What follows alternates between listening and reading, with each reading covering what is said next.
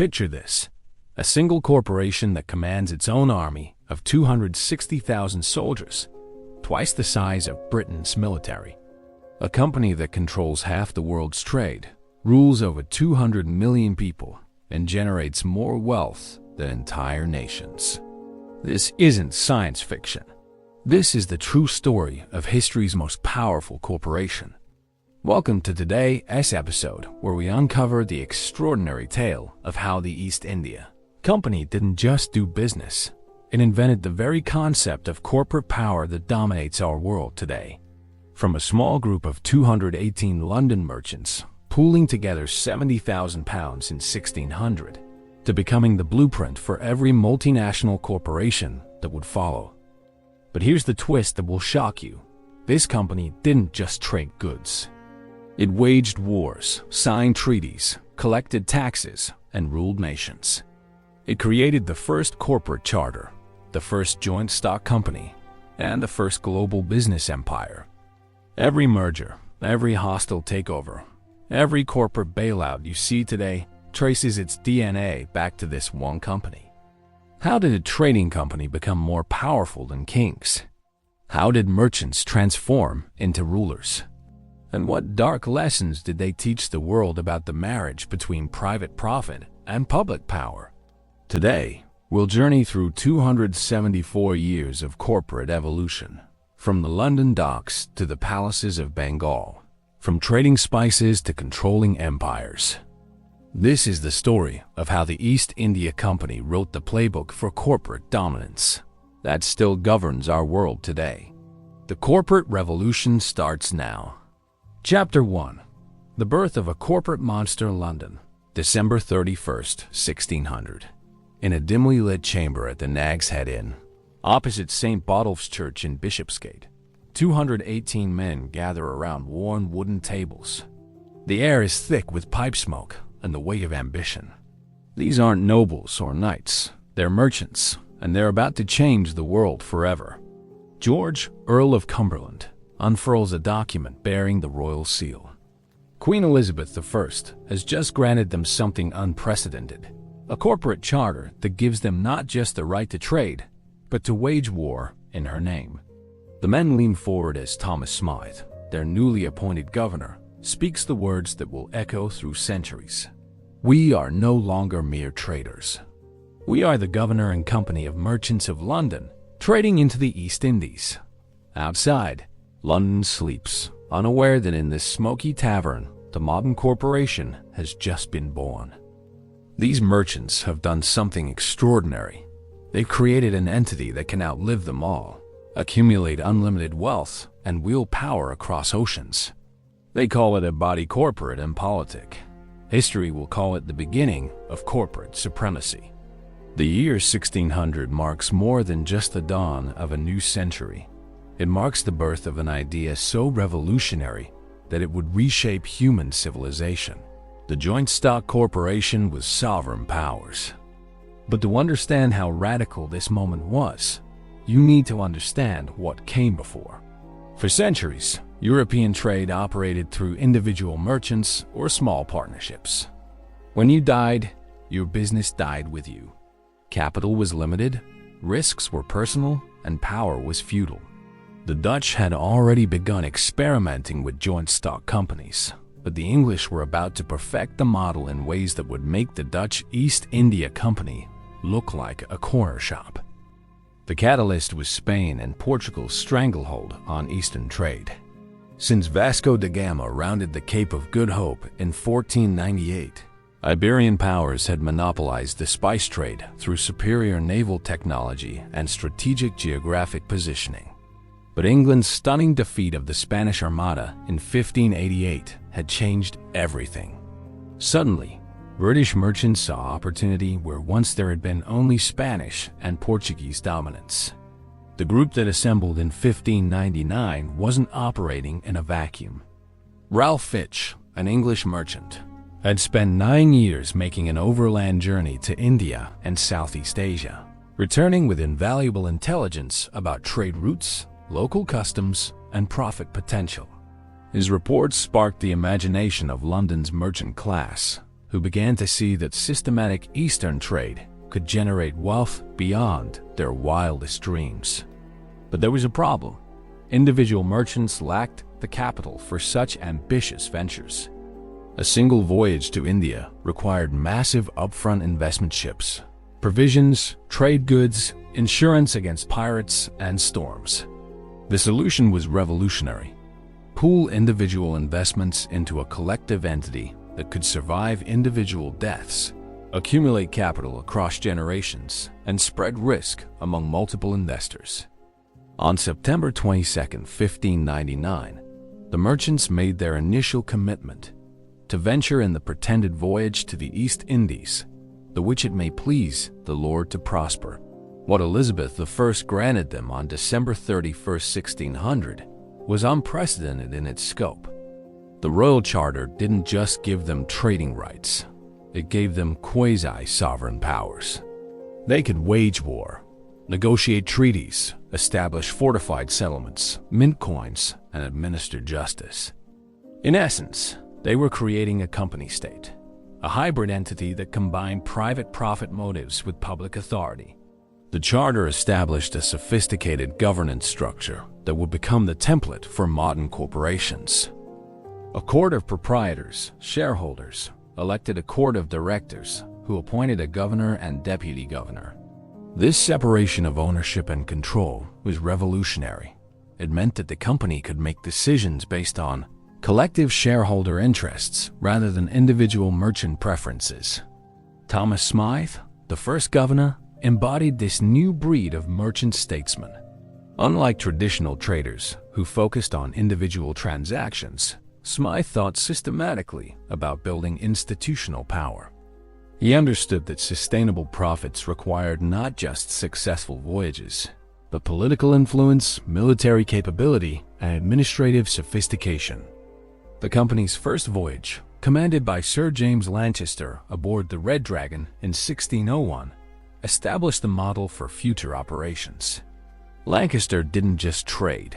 He captured the Portuguese carrack Snow Tom, demonstrating that the company would use force when profitable. The voyage established two trading posts, one at Bantam on Java and another in the Moluccas, Spice Islands, creating permanent infrastructure rather than temporary trading relationships. But the real innovation was financial. Unlike partnerships that dissolved after each voyage, the East India Company was designed for perpetual existence. Shareholders could buy and sell their stakes without disrupting operations. Profits could be reinvested rather than distributed, allowing for exponential growth. Risk was shared across multiple ventures, making large-scale operations feasible for the first time. The company's early years established patterns that would define corporate behavior for centuries. When profits were high, they expanded aggressively. When faced with competition, they sought government protection. When local rulers proved difficult, they used force. When their monopoly was challenged, they lobbied for legal protection. By 1609, James I had renewed their charter for an indefinite period, recognizing that the company had become too valuable to the crown to risk losing. The proviso was telling. Privileges would only be revoked if trade was unprofitable for 3 consecutive years. This created a powerful incentive for the company to maintain profitability at all costs, a mindset that would drive increasingly aggressive expansion. The early factory system demonstrated the company's understanding of long-term strategy. Rather than simply extracting goods, they left behind factors' permanent representatives who built relationships, gathered intelligence, and positioned the company for future opportunities. These factors were the world's first corporate employees, loyal not to kings or countries, but to shareholders and profit margins. The East India Company's founding represents one of history's great turning points, the moment when corporate entities began to compete with nation-states for power and influence. The precedent they established was staggering. Private companies could wield sovereign authority if they generated sufficient wealth for the crown. This innovation solved a fundamental problem of early modern statecraft: how to project power across vast distances without bankrupting the treasury. By granting quasi-sovereign powers to profit-seeking corporations, governments could achieve imperial ambitions at private expense while claiming a share of the profits through taxes and licensing fees. The company's early success attracted imitators across Europe. France chartered its own East India Company in 1664, followed by similar ventures from Denmark, Sweden, and other maritime powers. The race was on to control Asian trade through corporate proxies rather than direct government intervention. But success bred ambition, and ambition bred conflict. As the company established its first permanent footholds in India, starting with Sir Thomas Roe's diplomatic mission to the Mughal Emperor Jahangir in 1615, they encountered a complex political landscape that would test every aspect of their corporate structure. The merchants who had gathered in that London tavern could never have imagined that their trading company would soon be negotiating with emperors, commanding armies, and ruling nations. The transformation from traders to rulers was about to begin. Chapter 2: Merchants Become Diplomats. Agra, 1615. In the opulent court of the Mughal Emperor Jahangir, an extraordinary scene unfolds. Sir Thomas Roe, ambassador of the East India Company, approaches the peacock throne with careful steps. Around him, the most powerful empire in the world displays its wealth. Precious stones catch torchlight. Silk tapestries shimmer with gold thread, and courtiers whisper in a dozen languages. Roe isn't here representing the King of England. He's here representing shareholders. This is the first time in history that a corporate entity has sent its own diplomatic mission to negotiate with an empire. Jahangir, ruler of 150 million subjects, listens as Roe makes an audacious proposal: grant the East India Company exclusive trading rights throughout his vast domains in exchange for European goods and military expertise. The Emperor Huss' response will determine whether this small trading company remains a minor player in Asian commerce or becomes something unprecedented, a corporate power capable of negotiating with kings. As Roe speaks, he's not just conducting diplomacy, he's establishing the principle that companies can act as sovereign entities, with their own foreign policy, their own national interests, and their own diplomatic corps. The age of corporate diplomacy has begun. Sir Thomas Roe's mission to the Mughal court in 1615 represents a seismic shift in how power operated in the early modern world. For the first time, a private corporation was conducting its own foreign policy, independent of though nominally aligned with national interests. This wasn't just trade. This was the birth of corporate statecraft. The challenge Roe faced was immense. The Mughal Empire, under Jahangir, controlled most of the Indian subcontinent, commanded revenues that dwarfed European kingdoms, and maintained military forces that could crush any European expedition. Jahangir's court was a center of learning, art, and sophisticated diplomacy that made European courts look provincial by comparison. Into this world of imperial splendor walked a merchant's representative, armed only with samples of European goods and a corporate charter. Roe's instructions from the company were precise but revolutionary. Secure permanent trading rights, establish fortified factories, and create a framework for ongoing commercial relations that would operate independently of shifting political alliances. Unlike traditional ambassadors who represented monarchs, Roe represented shareholders, a fundamentally different form of accountability that prioritized profit over prestige. The negotiations revealed the sophistication of corporate thinking that the company had developed. Roe understood that sustainable access to Mughal markets required more than temporary agreements. It required embedding the company into the empire's political structure as a recognized and valuable partner. His strategy was brilliant. Position the company not as a foreign threat, but as a source of valuable European goods and military technology that could enhance Mughal power. The treaty Roe eventually secured was modest in scope, but revolutionary in principle. The company gained the right to establish factories at Surat and other locations. But more importantly, they gained recognition as a legitimate diplomatic entity. The Mughal Empire, consciously or not, had acknowledged that a corporation could function as a sovereign actor in international relations. This diplomatic success enabled the company to establish its first permanent foothold on the Indian mainland. The factory at Surat, founded in 1612 but formalized through Rose negotiations, became more than a trading post. It became the company's first territorial claim, complete with warehouses, living quarters for factors, and defensive capabilities. From this base, the company began to understand something crucial. Controlling trade required controlling territory. The factory system represented an innovation in corporate organization that would be copied by every multinational corporation that followed. Rather than sending temporary expeditions, the company created permanent overseas operations staffed by career employees who developed local expertise, language skills, and political connections. These factors became the company's eyes and ears, gathering intelligence about political developments, market conditions, and military threats. The relationship between the company and local rulers quickly evolved beyond simple commercial transactions. Indian princes discovered that the company possessed military technologies, particularly firearms and naval capabilities, that could provide decisive advantages in regional conflicts. The company discovered that Indian political instability created opportunities for profitable intervention. Neither side initially understood how dramatically this dynamic would reshape the subcontinent's future. The company's early operations in India revealed the fundamental tension that would define corporate behavior for centuries: the conflict between short-term profits and long-term strategic positioning.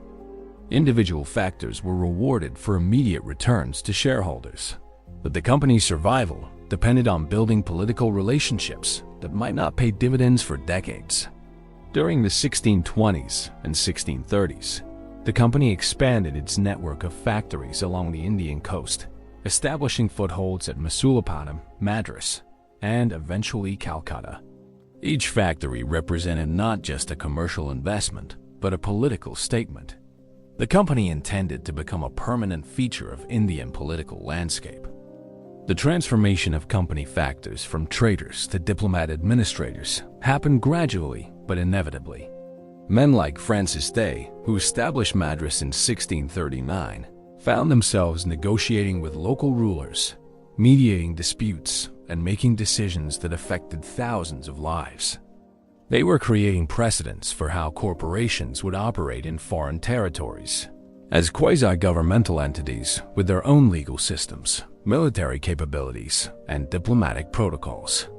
The company's relationship with the Mughal Empire during this period established patterns that would define corporate-state relations for centuries.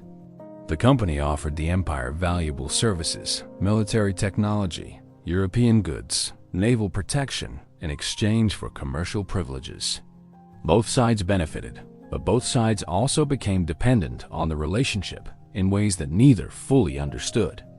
By the 1640s, the company had evolved from a trading venture into something unprecedented: a corporate state with diplomatic relations, territorial holdings, permanent populations, and military capabilities.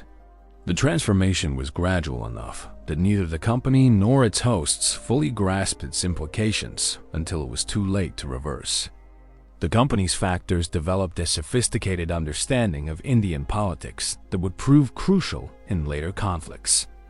They learned to navigate the complex relationships between the Mughal emperor and regional governors, between Hindu and Muslim populations, and between competing European powers.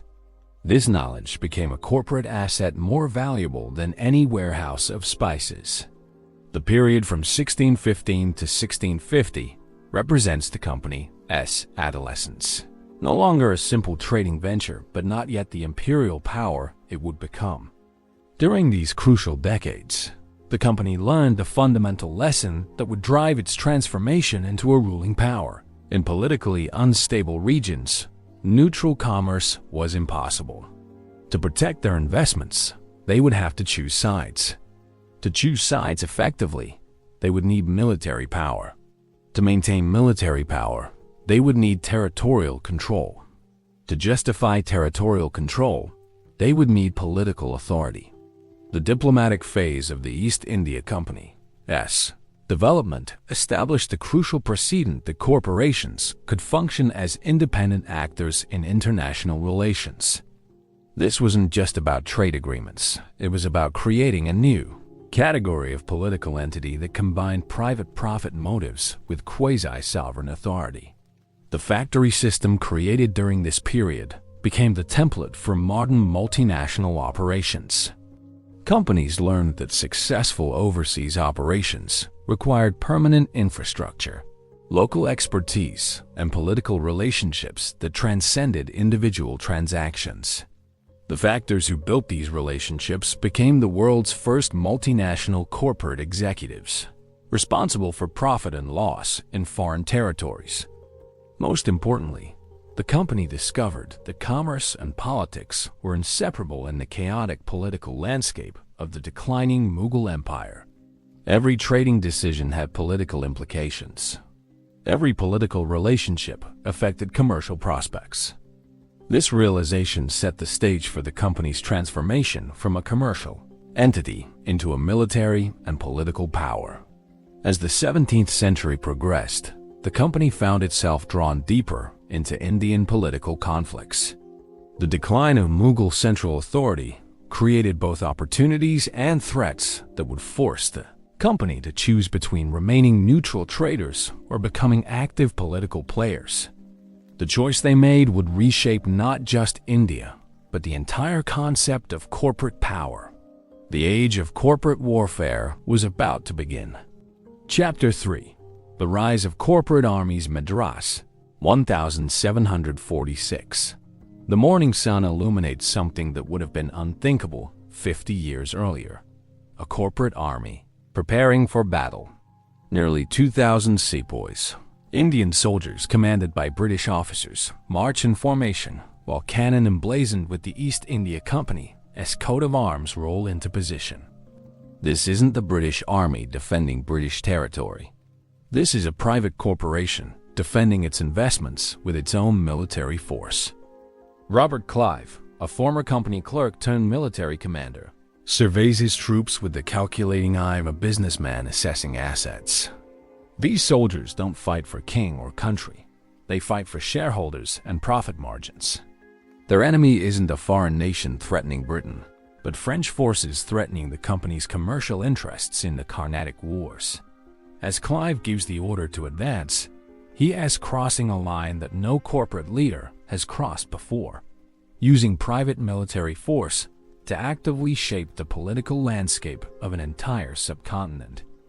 The young clerk who arrived in India as a writer, making £5 per year, is about to demonstrate that corporate armies can defeat imperial powers, that merchants can outfight professional soldiers, and that the pursuit of profit can conquer nations.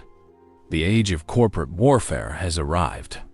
The militarization of the East India Company represents one of history's most significant transformations: the evolution of a commercial enterprise into a military power capable of conquering empires. This wasn't a sudden change, but a gradual escalation driven by the iron logic of protecting investments in an increasingly chaotic political environment. The company's path to military power began with a simple problem: how to protect valuable cargo and trading posts in a region where political authority was fragmenting. The decline of the Mughal Empire after Emperor Aurangzeb's death in 1707 had created a power vacuum that local rulers, European competitors, and military adventurers all sought to fill. For the company, neutrality became impossible when every political development affected their bottom line. The transformation began with defensive measures. Early company settlements employed private guards to protect warehouses and escort cargo. But as French competition intensified in the 1740s, the company discovered that defensive measures weren't sufficient. The French East India Company backed by military support from Paris, was actively allying with local rulers to exclude British merchants from profitable markets. Corporate survival required military capability. Robert Clive embodied this transformation from merchant to warrior. Arriving in India in 1744 as a writer, the company's term for junior clerks, he quickly demonstrated that business acumen and military genius could be the same skill set. When French forces captured Madras in 1746, Clive escaped and began planning not just recovery, but revenge. His counterattack revealed something revolutionary. Properly motivated corporate employees could outfight professional soldiers because they fought for tangible rewards rather than abstract loyalties. The Siege of Artsot in 1751 established Clive's reputation and demonstrated the company's military potential. With just 200 European soldiers and 300 sepoys, Clive captured and held the fortress against overwhelming odds, inflicting a decisive defeat on French allied forces. The victory was celebrated in London not just as a military triumph, but as a corporate success story.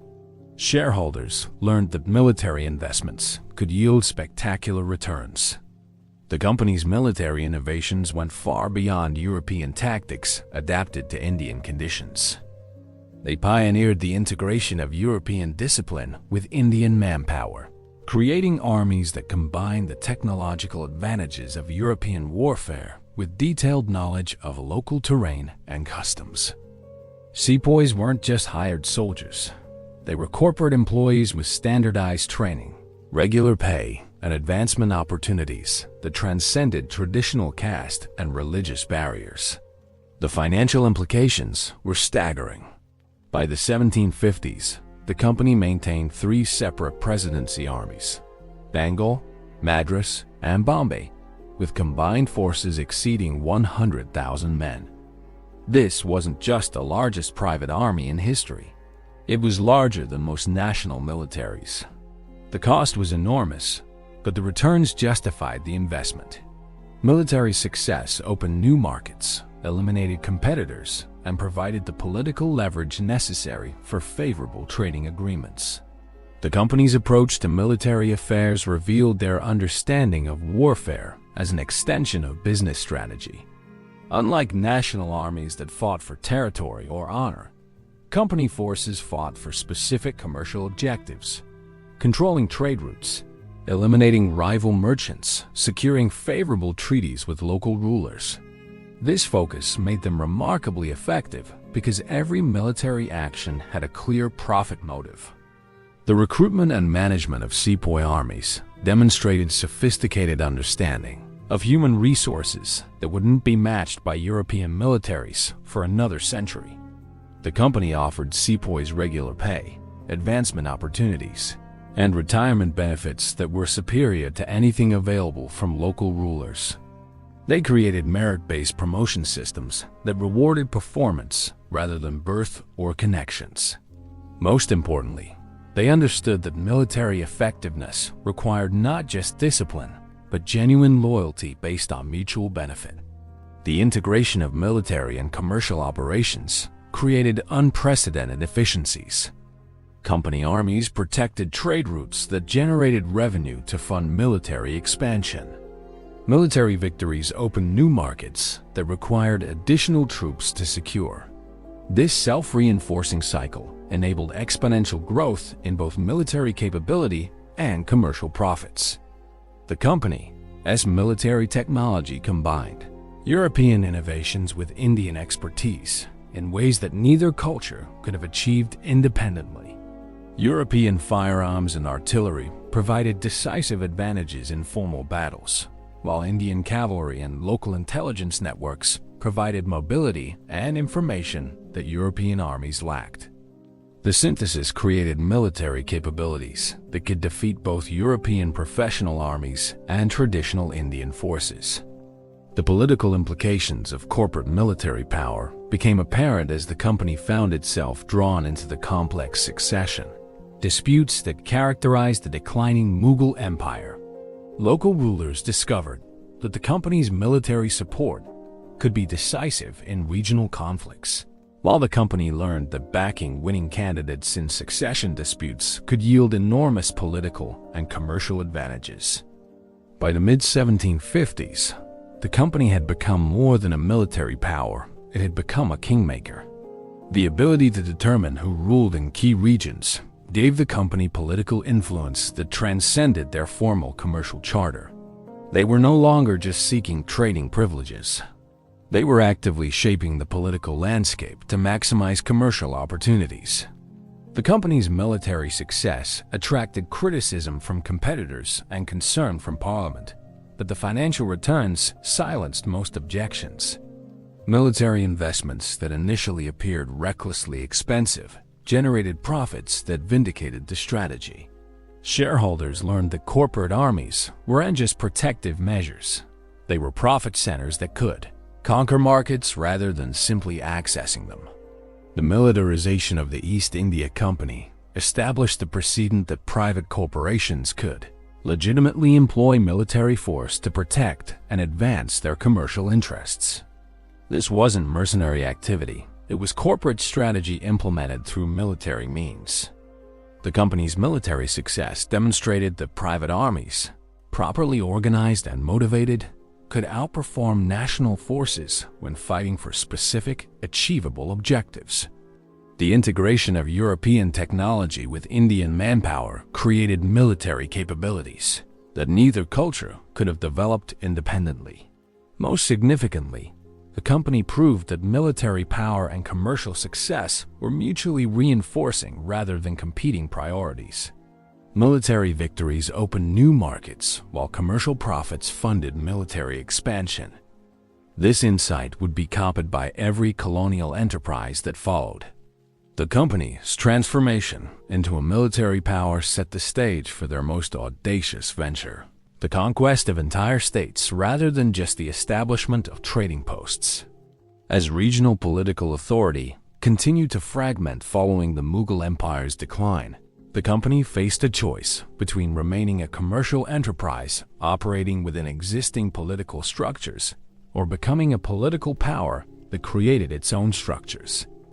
The decision they made at the Battle of Plassey in 1757 would demonstrate that corporate armies could conquer empires, transforming merchants into rulers and establishing the principle that sufficient military force could convert commercial interests into political sovereignty.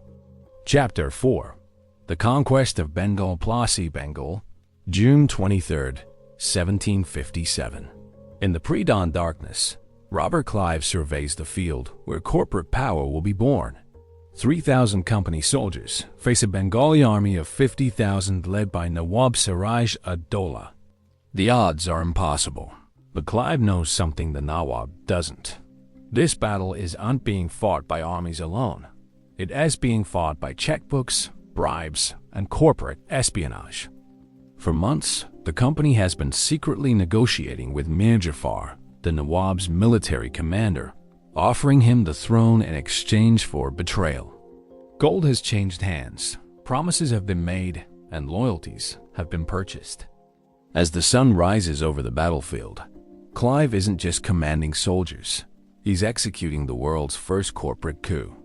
The battle that follows will last only a few hours, but its consequences will echo for centuries.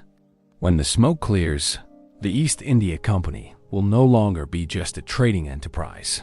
They'll be the rulers of Bengal, the richest province in India. A private corporation will have conquered a territory larger than France, with a population exceeding that of Britain. The age of corporate states will have begun.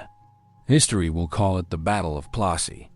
Corporate power will call it their declaration of independence from the constraints of mere commerce. The Battle of Plassey represents the most significant transformation in corporate history, the moment when a trading company became a ruling power. But to understand how revolutionary this was, you need to understand what led to this extraordinary confrontation between corporate and imperial authority.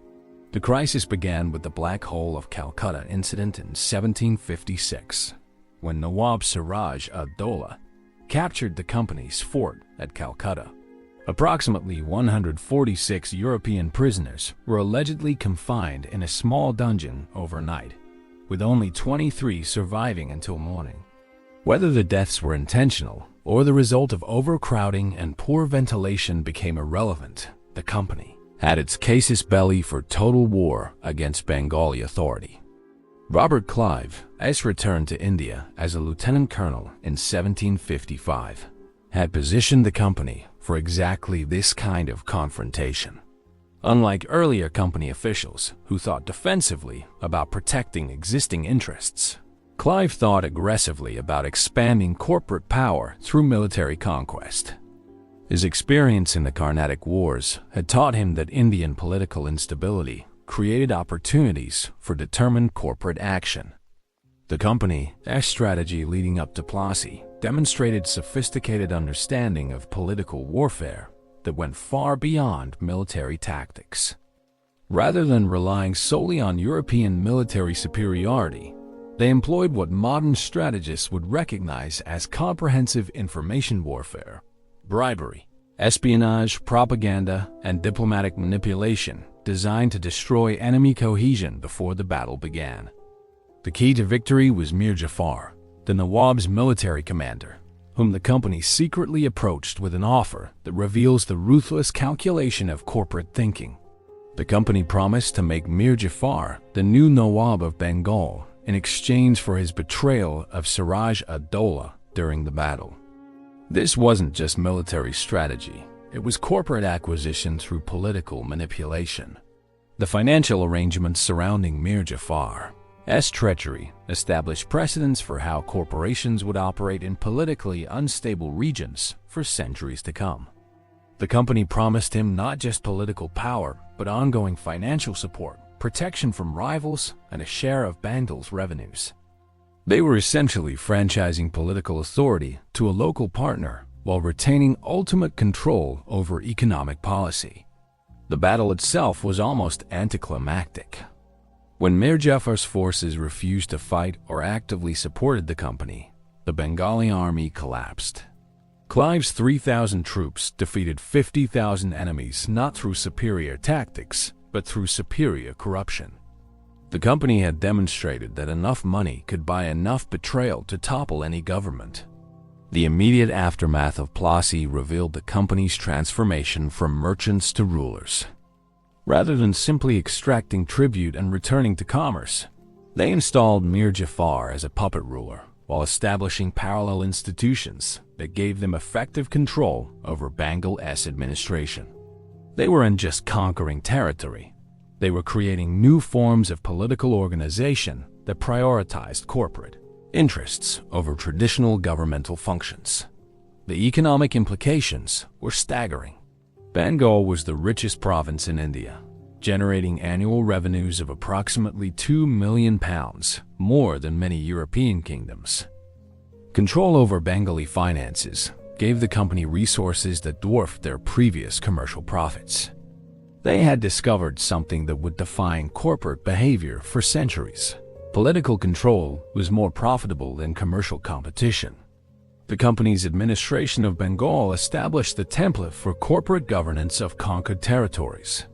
They maintained the facade of local rule through puppet leaders while creating parallel institutions, courts, tax collection, military command that ensured corporate control over all significant decisions.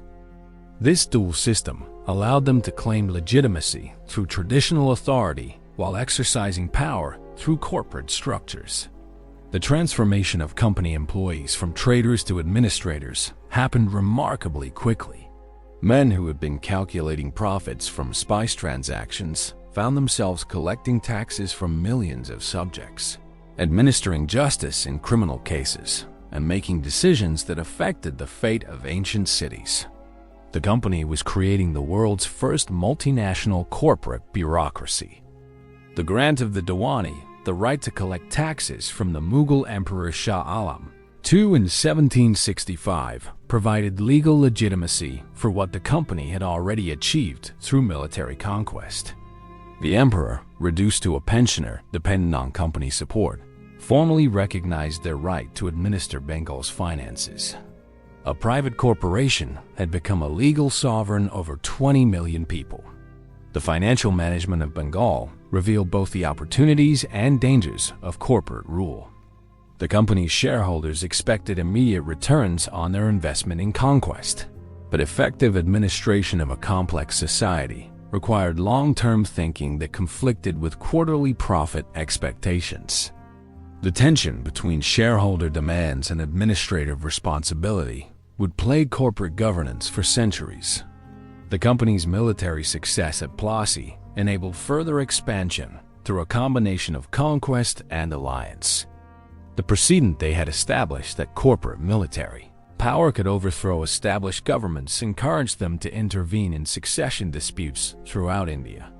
Each intervention generated new territories, new revenues, and new military requirements that justified further expansion.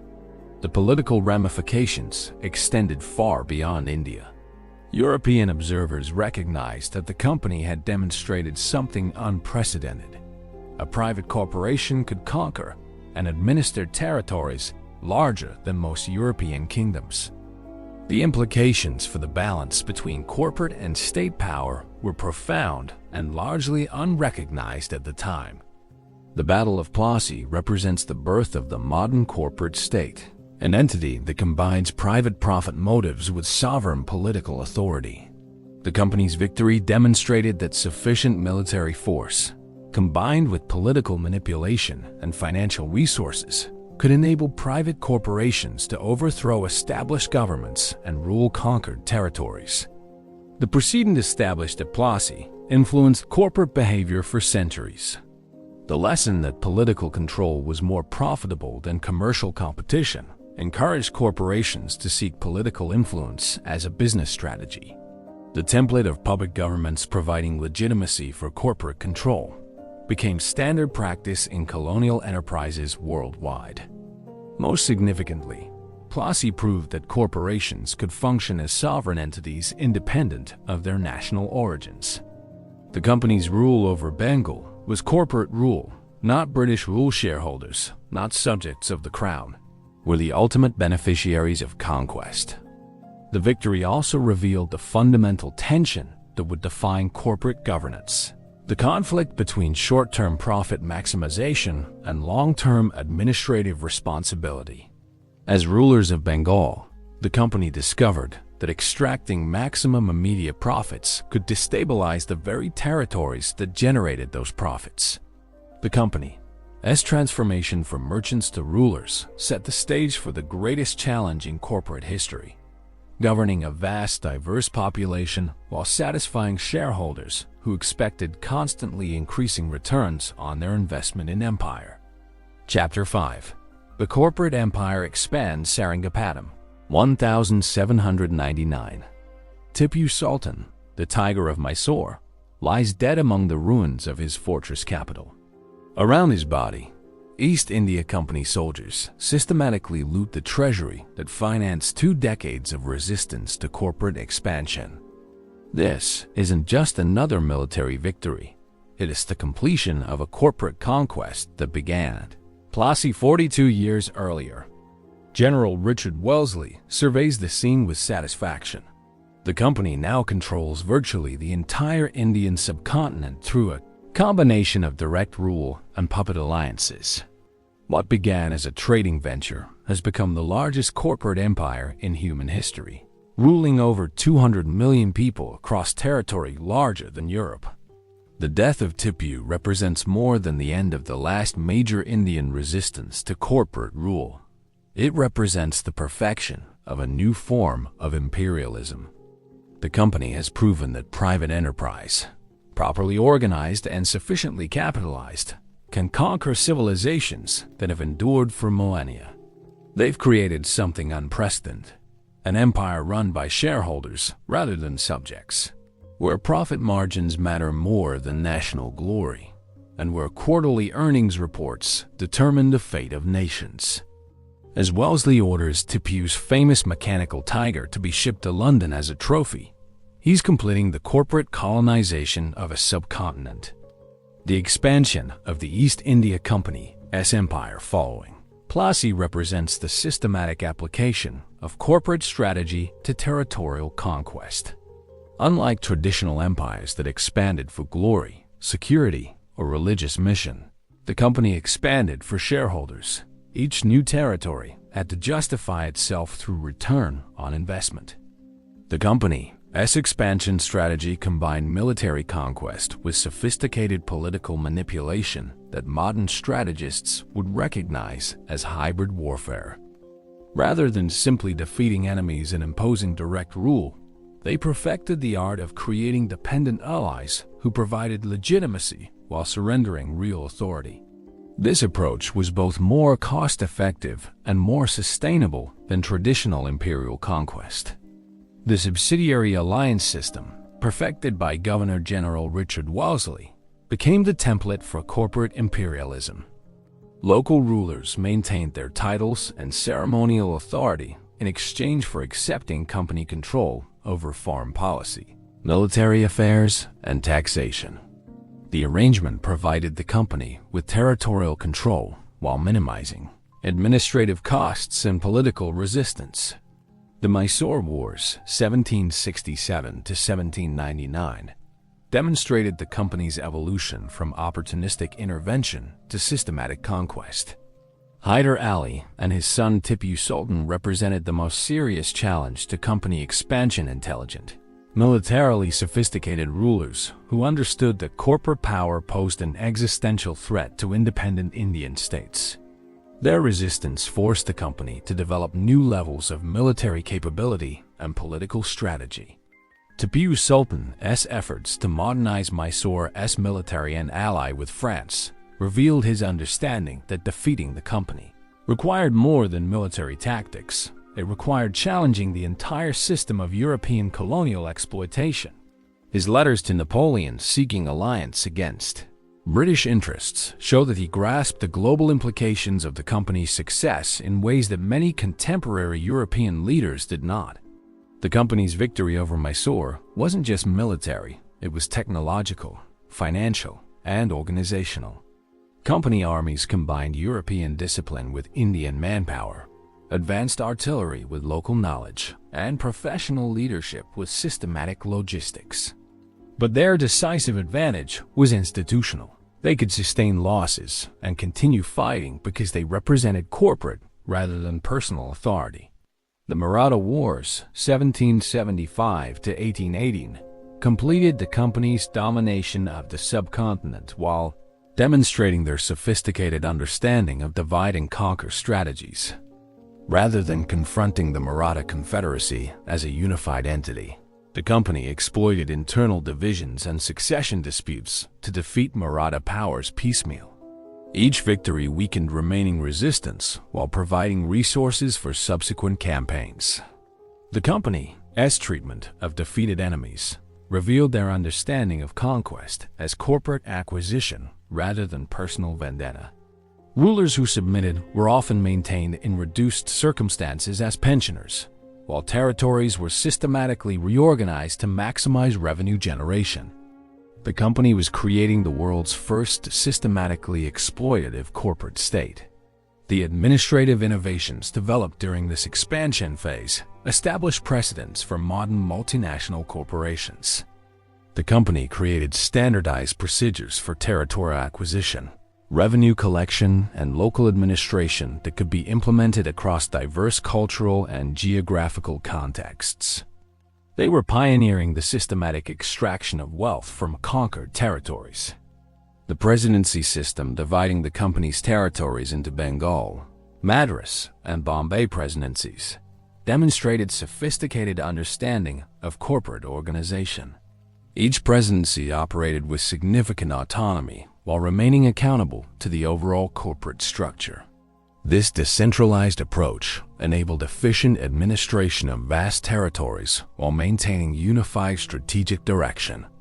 The company's military expansion was accompanied by systematic economic exploitation and extracted unprecedented wealth from the subcontinent.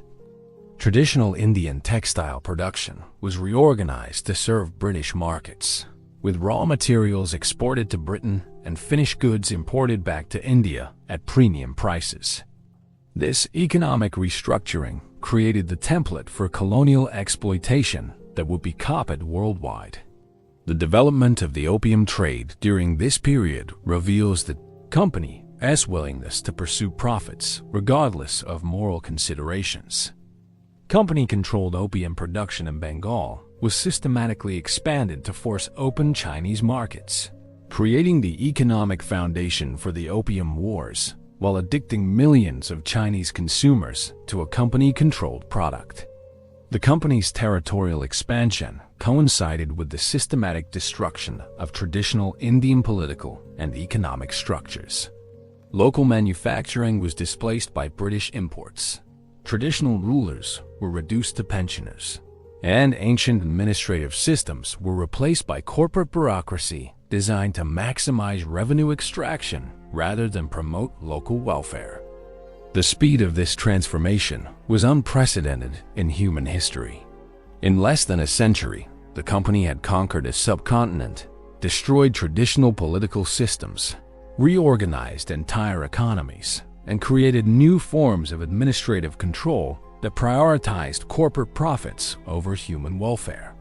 They had proven that private enterprise could achieve what had previously required imperial resources.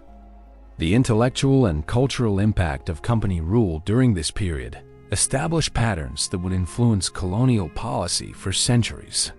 Company officials developed theories of racial superiority and civilizational hierarchy that justified corporate exploitation as beneficial to subject populations. These ideologies provided moral legitimacy for economic extraction while absolving shareholders of responsibility for the consequences of corporate rule. The company's territorial expansion following Plassey established the template for modern corporate imperialism. The systematic use of military force, political manipulation, and economic exploitation to create profitable dependencies rather than traditional colonies. This model influenced corporate behavior far beyond the colonial period. The subsidiary alliance system became the prototype for modern neo-colonial relationships, where formally independent entities surrender effective sovereignty in exchange for economic and military support. The company demonstrated that control could be more profitable than conquest and influence more sustainable than occupation. Most significantly, the company's expansion proved that private corporations could successfully compete with nation-states for territorial control and political authority. Their success encouraged other corporations to seek similar arrangements, while their methods provided blueprints for systematic exploitation that would be copied worldwide. The wealth extracted from the subcontinent during this period financed Britain's Industrial Revolution while demonstrating that colonial exploitation could generate returns sufficient to transform entire economies.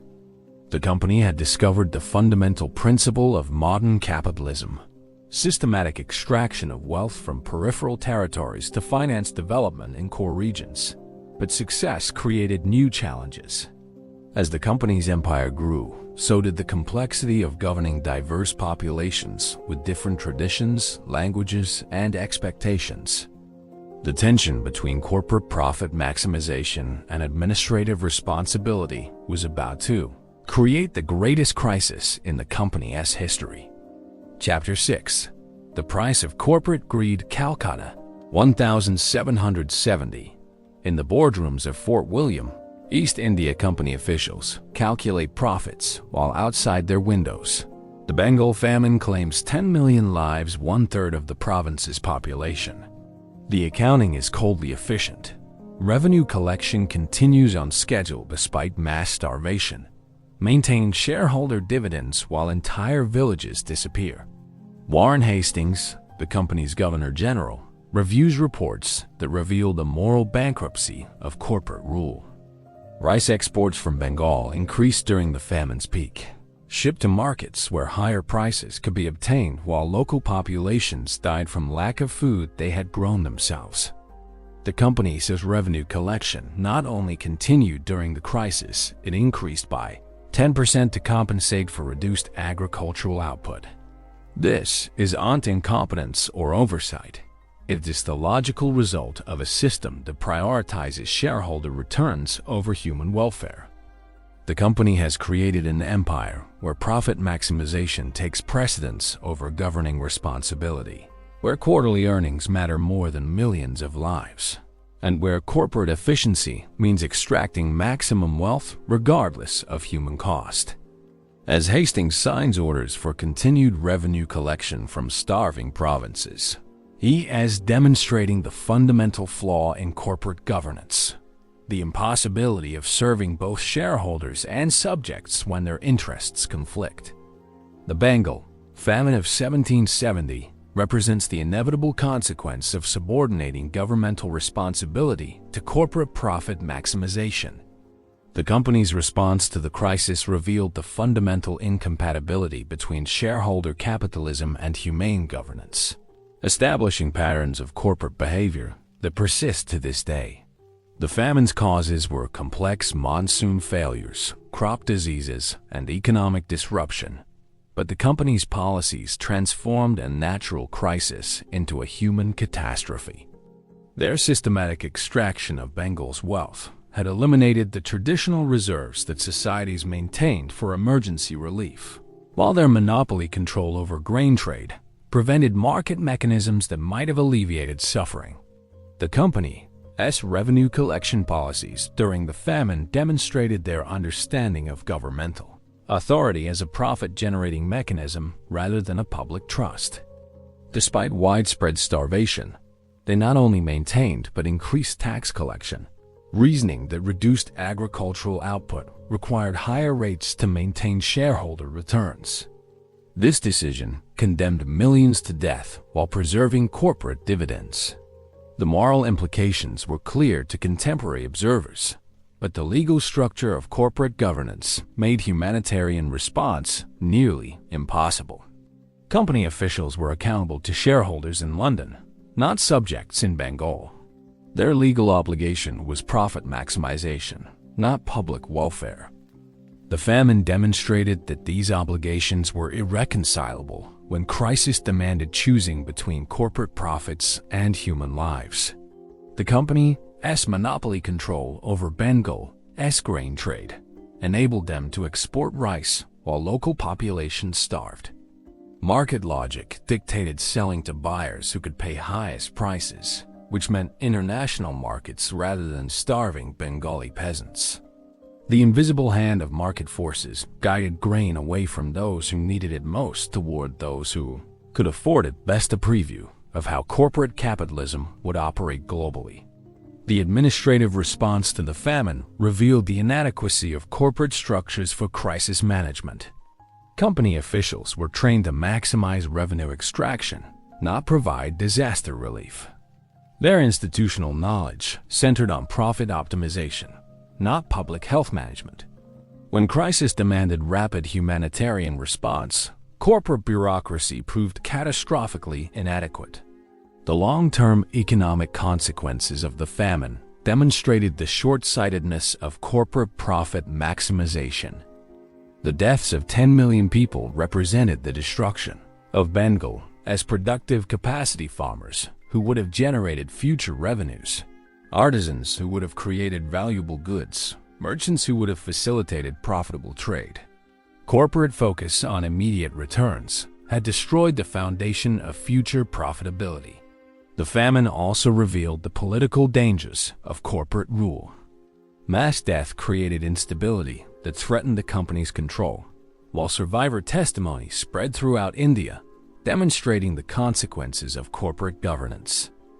The company's reputation among Indian populations, already damaged by exploitative policies, became permanently tainted by association with preventable mass death.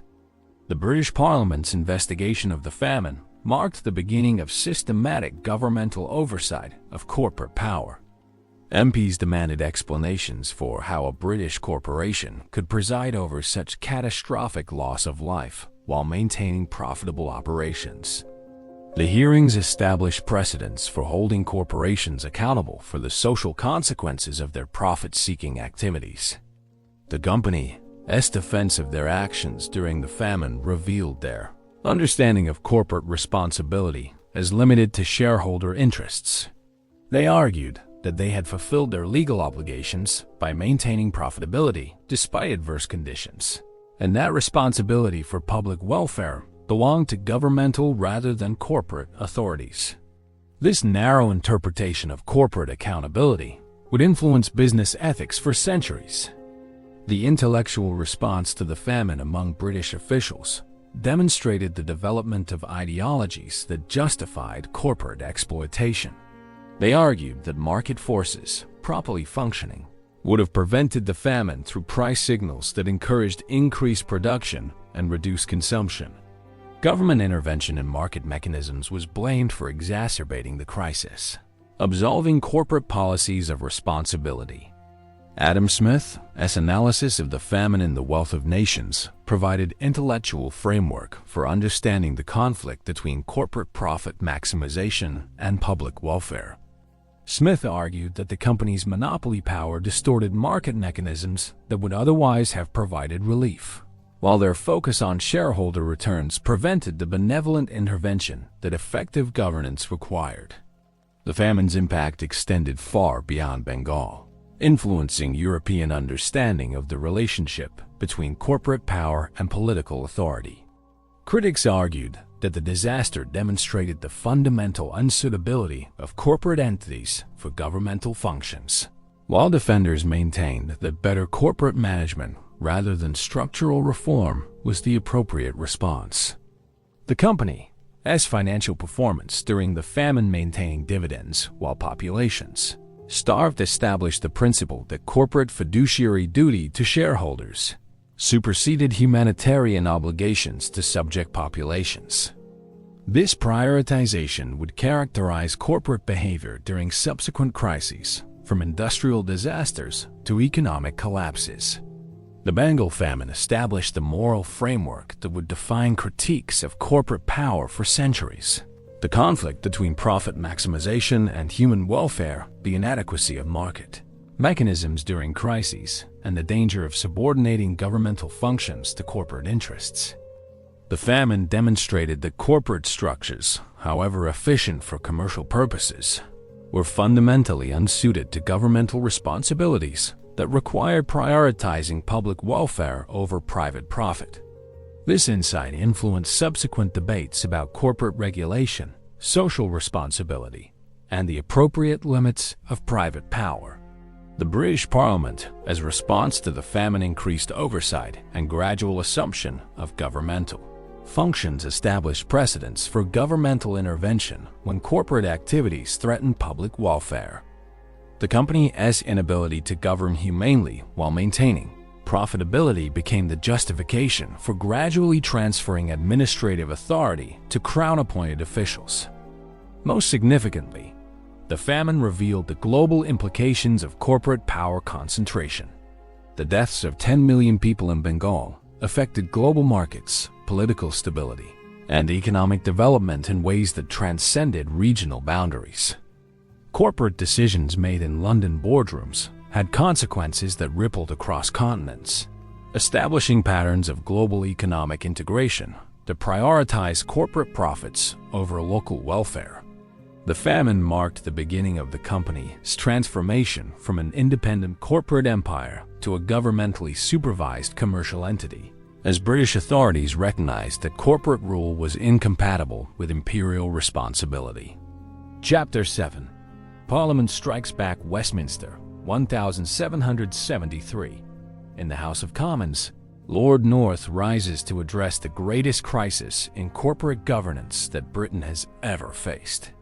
The East India Company, once the pride of British commerce, totters on the edge of bankruptcy despite controlling an empire larger than Europe. Outside Parliament, angry crowds demand accountability for the Bengal famine, the American tea crisis, and the massive corruption that has enriched company officials while bankrupting the institution itself. Inside, MPs grapple with a question that will define the relationship between corporate power and democratic governance. Can private corporations be trusted with sovereign authority, or must the state ultimately control any entity that wields governmental power? The debate that follows will reshape the balance between corporate autonomy and governmental oversight. The Regulating Act of 1773 that emerges will establish the principle that corporations exercising public authority must accept public accountability, a concept so radical that it threatens the entire foundation of corporate independence. As Lord North speaks, he's not just addressing a financial crisis. He's defining the boundaries of corporate power in the modern world. The Regulating Act of 1773 represents the first systematic attempt by a democratic government to control a multinational corporation. The crisis that prompted this landmark legislation revealed fundamental flaws in the assumption that private entities could exercise sovereign powers without public accountability.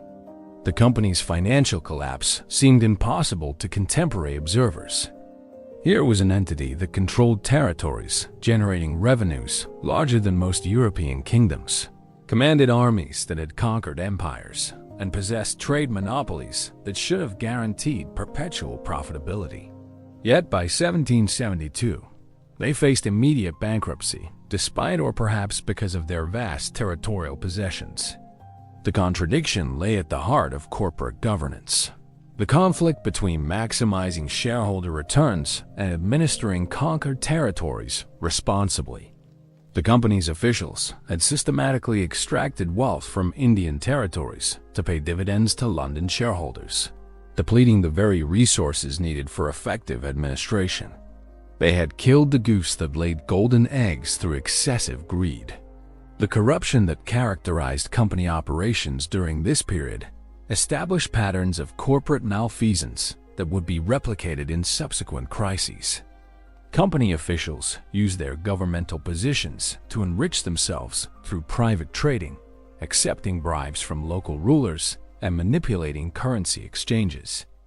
The separation of corporate ownership, shareholders, from operational control, company officials, created opportunities for systematic theft that corporate governance structures couldn't prevent. Warren Hastings, the company's governor general during this crisis, embodied both the potential and the problems of corporate rule. His administrative reforms demonstrated that corporate efficiency could improve governmental services, but his personal enrichment through questionable transactions revealed that corporate incentives corrupted public service. His eventual impeachment trial would become a laboratory for examining the relationship between private profit and public duty. The parliamentary hearings that preceded the Regulating Act exposed the systemic nature of corporate governance failures. MPs discovered that the company's directors in London had minimal knowledge of or control over their officials' actions in India.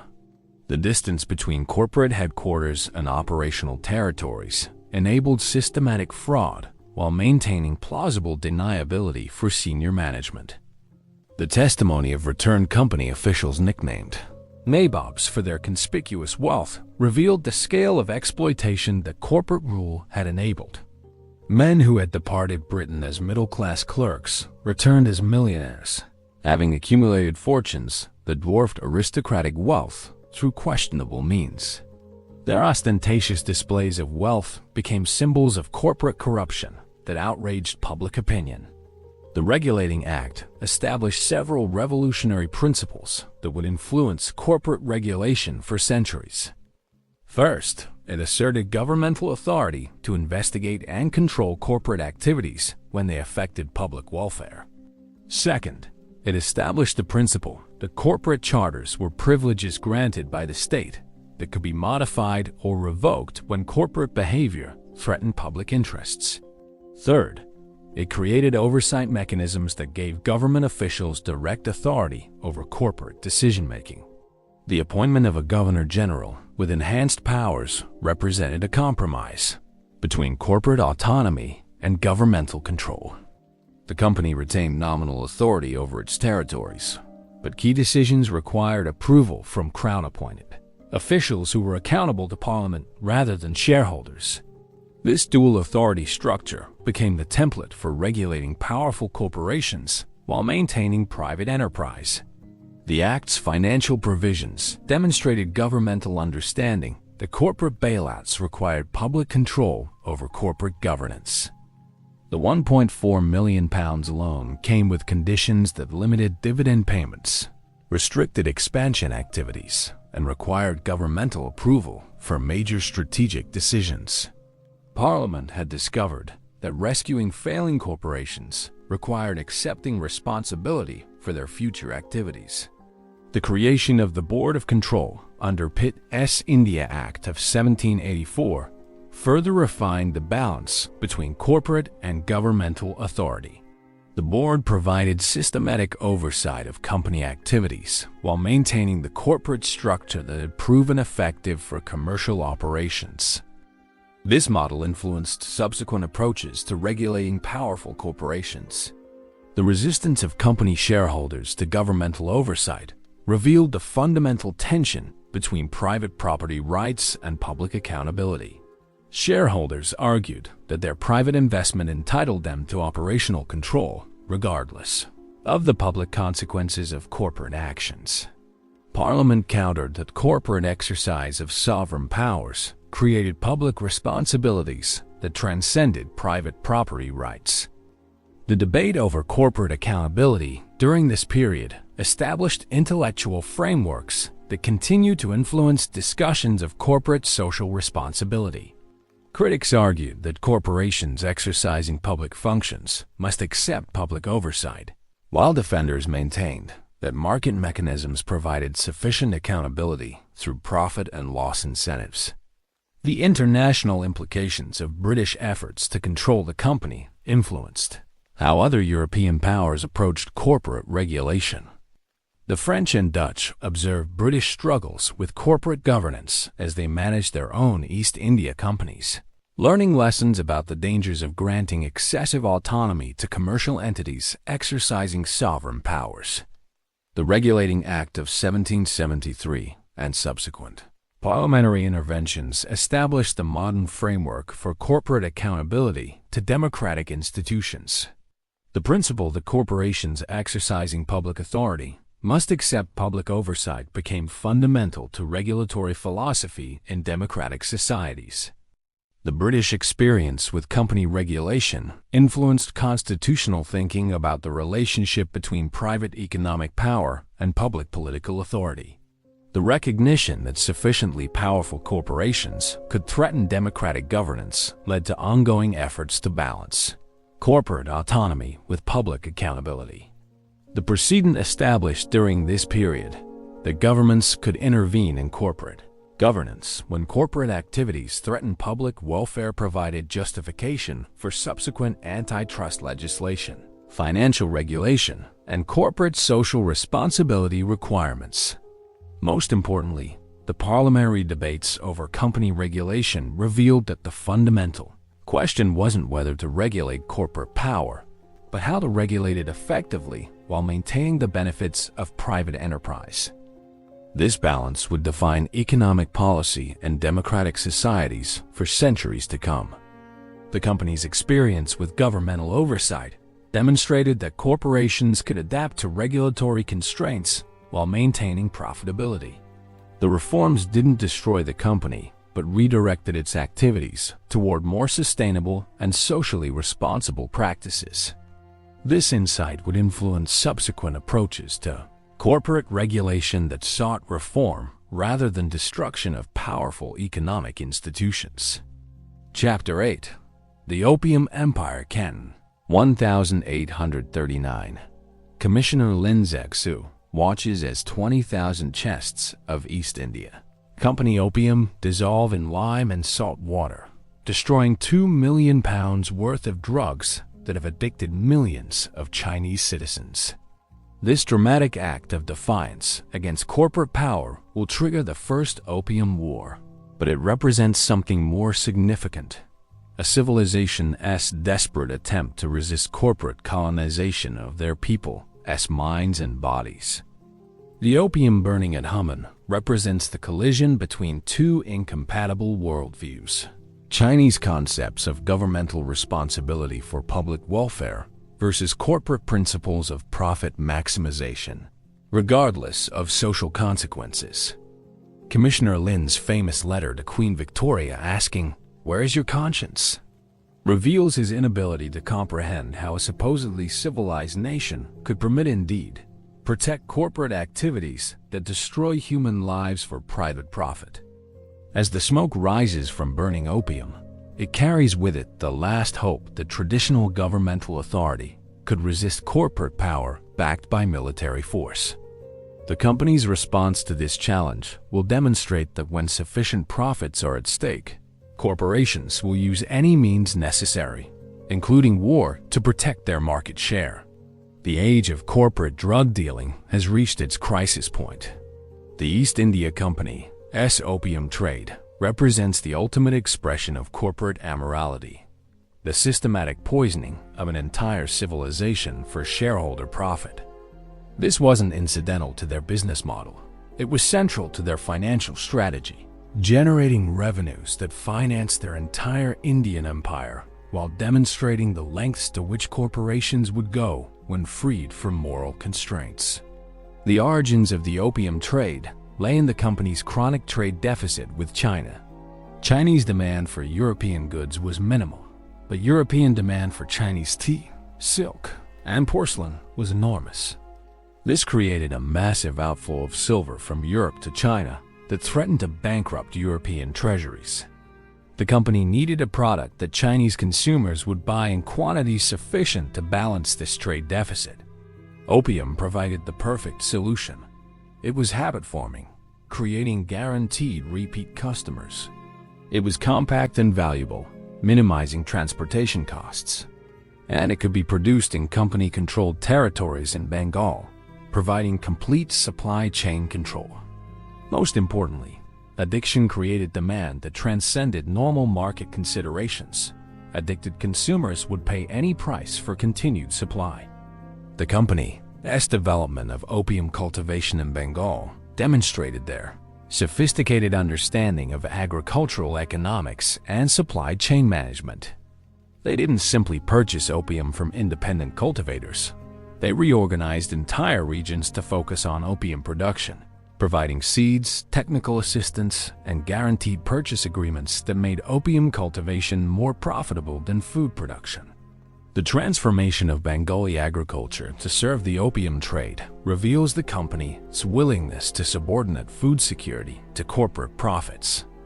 Regions that had traditionally grown rice to feed local populations were converted to opium cultivation for export to China. When famines occurred, the company's priority remained opium production rather than food relief, a decision that maximized export revenues while condemning local populations to starvation. The marketing and distribution of opium in China required sophisticated criminal organization that the company developed with remarkable efficiency. Since opium import was illegal under Chinese law, the company created elaborate smuggling networks that corrupted Chinese officials, bribed port authorities, and established distribution systems that reached consumers throughout the empire. The company's relationship with opium smugglers reveals their understanding that profitable activities sometimes required operating outside legal frameworks. They maintained plausible deniability by selling opium to independent merchants, who assumed responsibility for illegal importation, but they provided financing, shipping, and market intelligence that made large-scale smuggling operations possible. The scale of Chinese opium addiction that resulted from company policies was unprecedented in human history. By the 1830s, an estimated 12 million Chinese were regular opium users, representing 4% of the total population. The social disruption was enormous. Families destroyed by addiction, productive capacity eliminated, and tax revenues diverted from legitimate activities to drug purchases. The company's response to Chinese anti-opium efforts demonstrates their understanding that corporate interests, sometimes required military intervention against sovereign governments. When Chinese authorities began seriously enforcing anti-opium laws, the company lobbied the British government for military support, arguing that interference with drug trafficking violated free trade principles. The intellectual justification for the opium trade reveals how corporate interests could corrupt moral reasoning. Company officials argued that opium use was a matter of individual choice, that Chinese anti-opium laws violated free market principles, and that interference with drug trafficking constituted illegitimate governmental intervention in commercial activities. These arguments provided moral cover for activities that were obviously destructive. The First Opium War, 1839 to 1842, represents the ultimate expression of corporate influence over governmental policy. The British government's decision to use military force to protect drug trafficking reveals how completely corporate interests had penetrated state decision-making. The war wasn't fought for national interests. It was fought for shareholder profits. The Treaty of Nanking that ended the First Opium War established precedents for corporate colonialism that would influence international relations for decades. The treaty forced China to pay indemnities for destroyed opium, open additional ports to British trade, and cede Hong Kong to British control. A sovereign nation was forced to compensate a corporation for destroying illegal drugs that were poisoning its citizens. The Second Opium War, 1856 to 1860, confirmed that the company's integration with British imperial policy was complete. The war's justification, protecting British commercial interests, obscured the reality that those interests centered on drug trafficking. The company had successfully transformed their private criminal enterprise into a matter of national honor requiring military intervention. The revenues generated by the opium trade financed much of the company's expansion during the early 19th century. Opium profits paid for armies that conquered additional territories, administrative systems that governed subject populations, and dividends that satisfied shareholders. The systematic poisoning of Chinese society subsidized the company's transformation into a global imperial power. The moral corruption that accompanied the opium trade extended throughout company operations.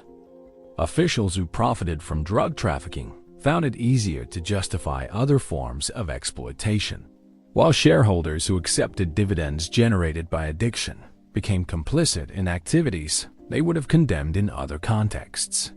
The opium trade normalized corporate immorality in ways that influenced company behavior across all their operations. The opium trade represents corporate capitalism's capacity for systematic evil when profit opportunities aren't constrained by moral considerations or governmental oversight. The company's willingness to addict millions of people demonstrates how corporate structures can enable individual participation in collective atrocities that no individual would undertake independently. The integration of drug trafficking with imperial policy established precedents for corporate influence over governmental military action that persist in contemporary discussions of economic warfare and corporate-sponsored conflicts.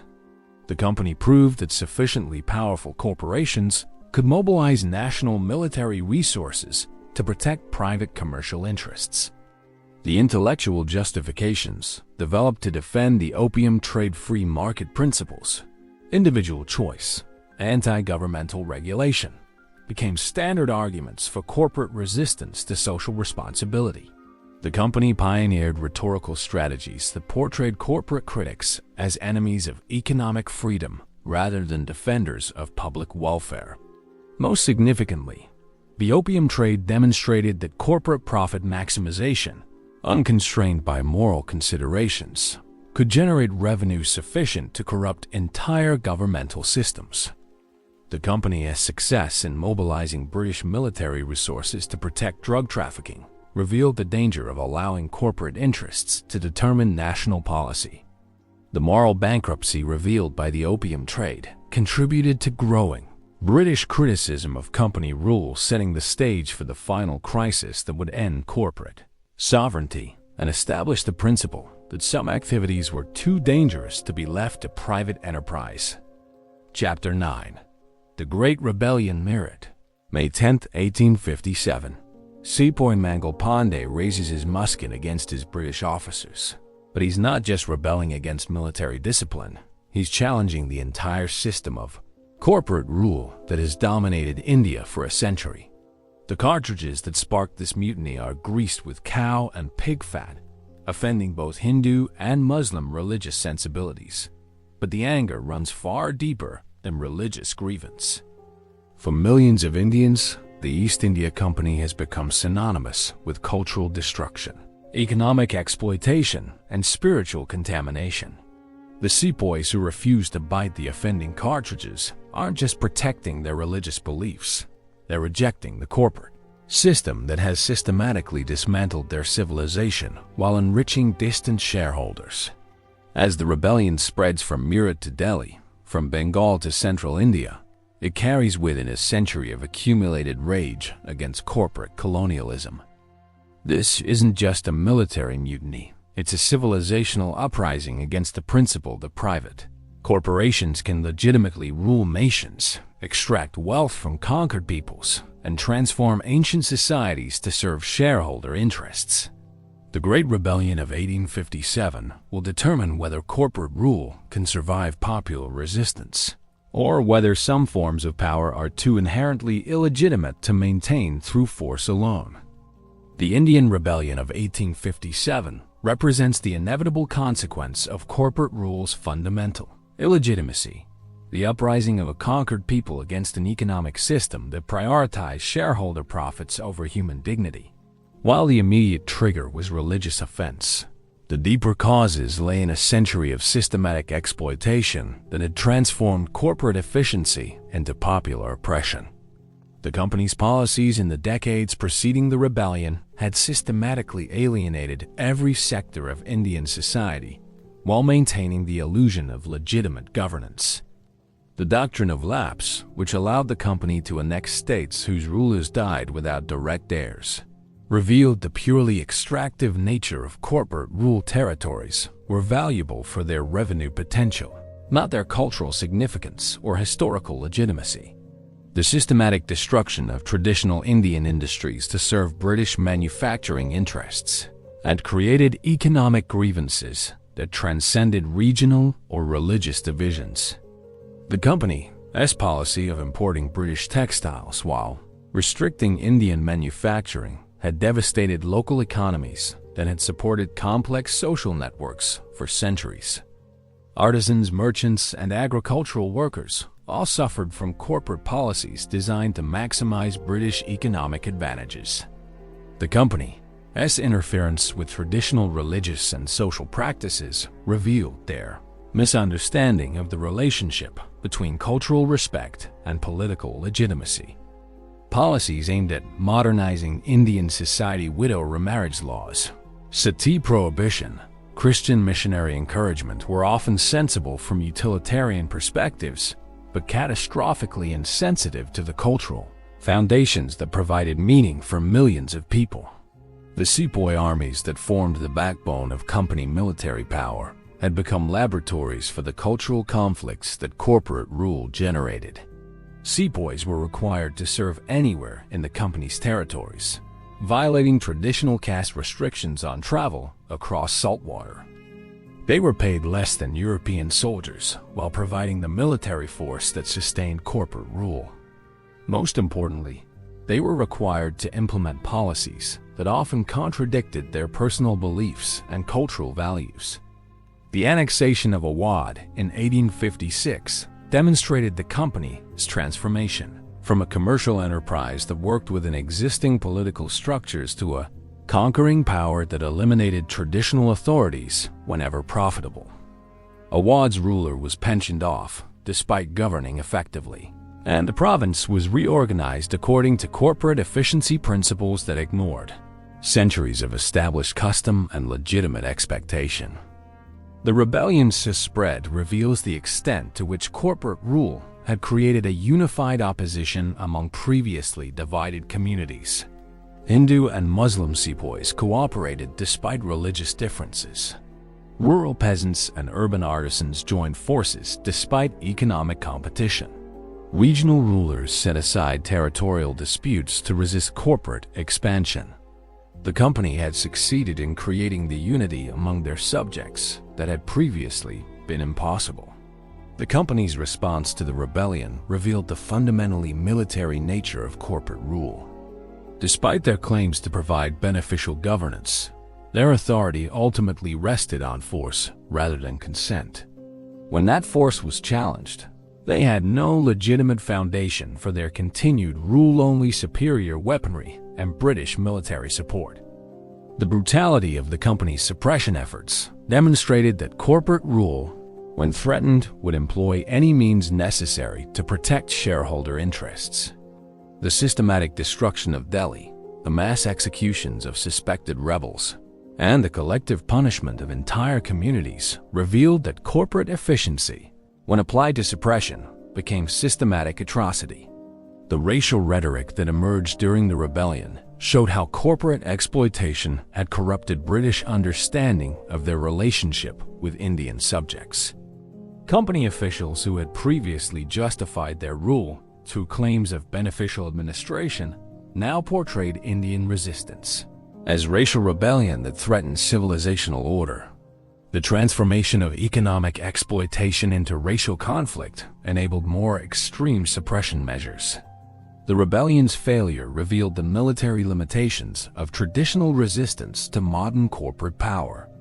Despite widespread popular support, the rebels lacked the organizational structures, technological capabilities, and financial resources necessary to sustain prolonged resistance against corporate imperial forces. Traditional authority structures that had governed for centuries proved inadequate against systematically organized corporate military power. The company's military victory concealed their political defeat. While they suppressed the rebellion through superior force, they had demonstrated their complete dependence on British military support for survival. Corporate rule had proven unsustainable without constant governmental backing, revealing that their claims to independent authority were fraudulent. The international implications of the rebellion influenced European understanding of colonial governance. Other European powers observed that corporate rule, however profitable, generated instabilities that threatened imperial projects. The British experience suggested that direct governmental control was more sustainable than corporate proxy rule for managing conquered territories. The economic costs of suppressing the rebellion exceeded the company's financial capabilities, requiring massive governmental intervention that transformed their relationship with the British state. Corporate rule had become a liability that drained rather than contributed to imperial resources, undermining the economic justification for maintaining corporate sovereignty. The Great Rebellion marked the end of corporate rule as a viable form of governance. The company's inability to maintain control without massive governmental military intervention demonstrated that corporate authority, however efficiently organized, lacked the legitimacy necessary for sustainable rule over unwilling populations. The rebellion established the principle that popular resistance could force the termination of corporate sovereignty, even when that sovereignty was backed by superior military technology. The company's victory in military terms concealed their defeat in political terms. They had proven that their rule depended entirely on external force rather than internal consent. The British government's response to the rebellion, the Government of India Act of 1858, terminated corporate rule and established the precedent that governmental functions could not be permanently delegated to private entities, regardless of their efficiency or profitability. The principle that sovereignty belonged to democratically accountable institutions rather than shareholder-controlled corporations became fundamental to modern political theory. Most significantly, the rebellion demonstrated that corporate power, however vast, remained vulnerable to organized popular resistance. The company that had conquered empires and ruled over 200 million people could be brought down by their own employees when those employees decided that corporate rule had become intolerable. The age of corporate sovereignty was ending. The age of governmental regulation of corporate power was about to begin. Chapter 10. Government takes control. Westminster, August 2nd, 1858. Lord Stanley rises in the House of Lords to deliver the death sentence of the most powerful corporation in human history. The Government of India Act that Parliament passes today will transfer the East India Company's territories, armies, and administrative functions to the British Crown, ending 258 years of corporate rule and establishing the principle that sovereign power cannot be permanently delegated to private entities. Outside Parliament, London's financial district processes the implications. The largest corporation in the world is being nationalized not because it failed commercially, but because it succeeded too well. The company had become too powerful for democratic institutions to tolerate, too dangerous for international stability to permit, and too morally compromised for civilized society to support. Queen Victoria's proclamation to the peoples of India, read simultaneously in hundreds of cities across the subcontinent, announces that corporate rule has ended and imperial rule has begun. But the deeper significance transcends administrative reorganization. Parliament has established that when private power grows sufficient to threaten public welfare, democratic governments possess both the authority and the responsibility to intervene. As the company's flag is lowered for the final time, it carries with it the era when corporations could function as sovereign states. The Government of India Act of 1858 represents one of history's most significant assertions of democratic authority over corporate power. The decision to terminate the East India Company's rule wasn't driven by commercial failure. The company remained profitable even after the massive costs of suppressing the 1857 rebellion, but by recognition that corporate sovereignty had become incompatible with responsible governance. The parliamentary debates preceding the act revealed sophisticated understanding of the fundamental problems that corporate rule created for democratic institutions. MPs argued that allowing private entities to exercise sovereign powers created accountability gaps that undermined both effective governance and democratic legitimacy. Shareholders sought profit maximization while subjects required protection of their welfare, contradictory objectives that couldn't be reconciled within corporate structures. Lord Stanley's justification for termination focused on the moral implications of corporate sovereignty rather than administrative efficiency. He argued that the company's rule, however profitable for shareholders, had created systematic injustices that no democratic government could legitimately tolerate. The Bengal Famine, the opium trade, and the brutal suppression of the 1857 rebellion had demonstrated that corporate rule inevitably prioritized private profit over public welfare. The Act's provisions reveal Parliament's understanding that terminating corporate sovereignty required not just administrative transfer, but fundamental restructuring of governmental accountability. The new governmental structure included a Secretary of State for India accountable to Parliament, a Council of India with both appointed and elected members, and systematic reporting requirements that made Indian administration transparent to democratic oversight. The company's resistance to governmental takeover demonstrated their recognition that termination meant more than administrative reorganization. It meant the end of the principle that private corporations could legitimately exercise sovereign authority. Company directors argued that their charter rights constituted property that couldn't be confiscated without compensation, revealing their belief that governmental authority was subordinate to corporate property rights. The financial arrangements surrounding the takeover established precedents for governmental acquisition of private entities, deemed too important for continued private control. The government assumed the company's debts while compensating shareholders for their lost territories and administrative functions. This compensation principle acknowledged property rights while asserting governmental authority to terminate private sovereignty when public welfare required it. The international implications of the takeover influenced how other European powers approached corporate governmental relationships in their colonial territories. The French observed that direct governmental control was more sustainable than corporate proxy rule, while the Dutch began restructuring their own East India Company to provide greater governmental oversight. The British experience demonstrated that corporate sovereignty, however initially profitable, eventually generated instabilities that threatened imperial projects. The reaction of company employees to the takeover revealed the extent to which corporate rule had created institutional loyalties that transcended national allegiances. Many company officials had spent entire careers serving corporate rather than governmental interests, developing professional identities tied to corporate rather than national success. The transition required systematic retraining of administrative personnel to serve public rather than private purposes. The reorganization of the company's armies demonstrated the military implications of terminating corporate sovereignty. The presidency armies were integrated into imperial forces under Crown command, ending the principle that private corporations could maintain armed forces independent of governmental control. This military reorganization established the precedent that sovereign military power belonged exclusively to democratically accountable institutions.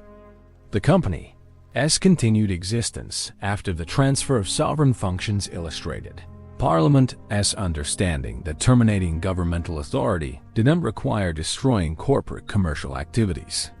The company retained its commercial operations in China and other territories while surrendering its administrative functions in India. This separation of commercial and sovereign activities became the template for modern regulatory approaches that permit corporate commercial activities while prohibiting corporate governmental functions. The intellectual impact of the takeover influenced British understanding of the proper relationship between private economic power and public political authority.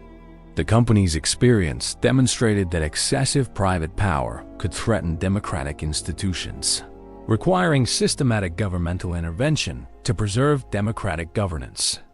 This insight influenced subsequent British approaches to regulating powerful corporations in domestic markets.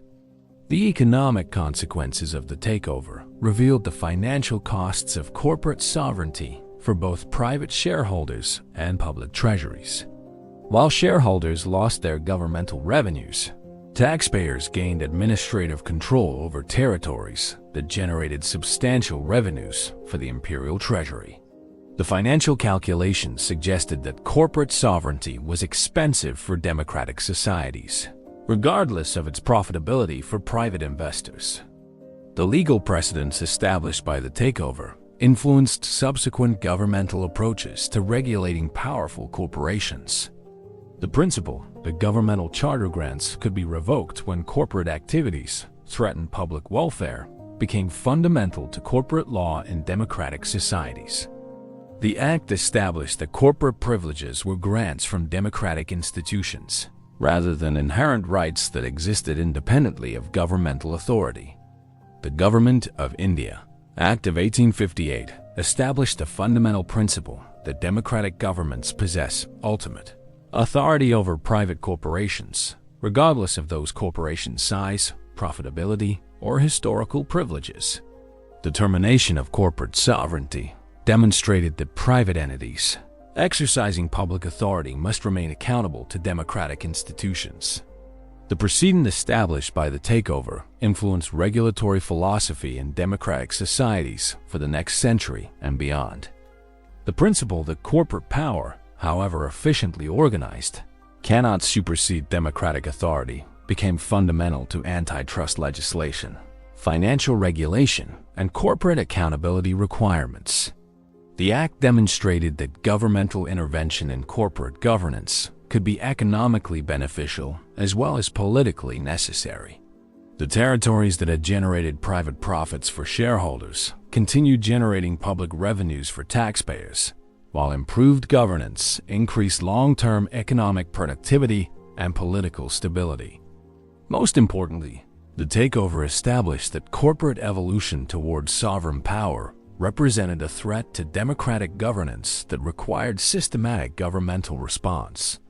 The company's transformation from a trading enterprise to a ruling power had demonstrated That unchecked corporate growth could threaten the democratic institutions that had originally chartered corporate activities.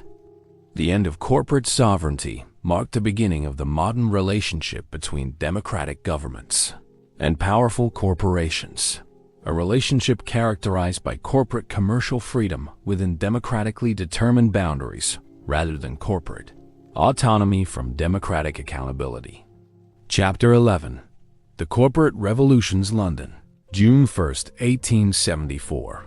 In a modest ceremony at the East India House on Leadenhall Street, the most powerful corporation in human history quietly dissolves.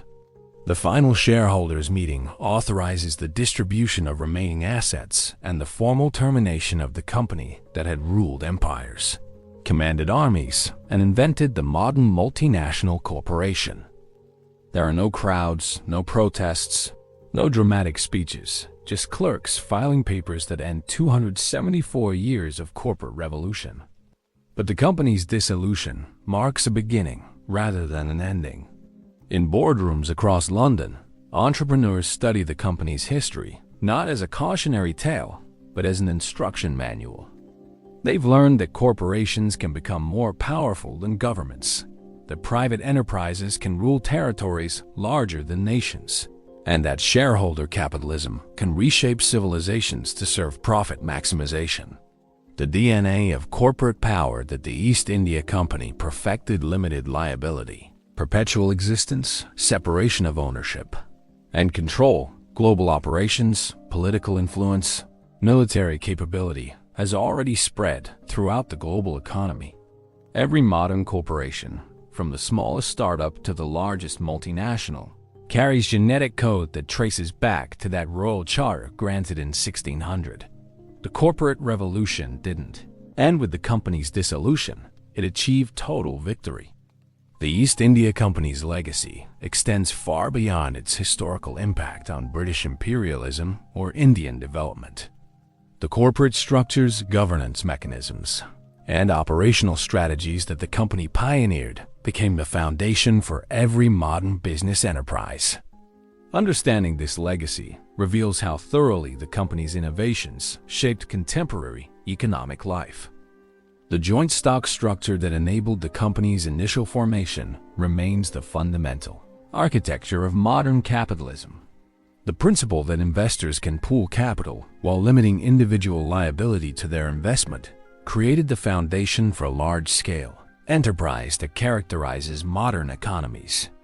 Without this innovation, the massive capital accumulation necessary for industrial development, technological innovation, and global commerce would have been impossible. Look at any Fortune 500 company today, Apple, Amazon, Google, Microsoft, and you'll see the East India Company's organizational DNA, the separation of ownership and control that the company institutionalized through its Court of Proprietors and Court of Directors became the standard governance structure for large corporations. Modern shareholders elect boards of directors who hire professional management, replicating the system that the company developed to manage operations across multiple continents. This separation enables specialized expertise while maintaining investor control, but it also creates the agency problems that characterize modern corporate governance.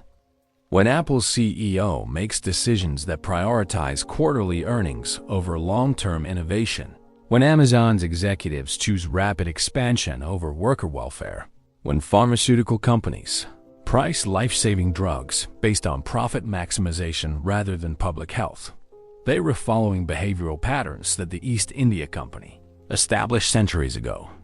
The company's pioneering of multinational operations established templates for global business that persist in contemporary multinational corporations.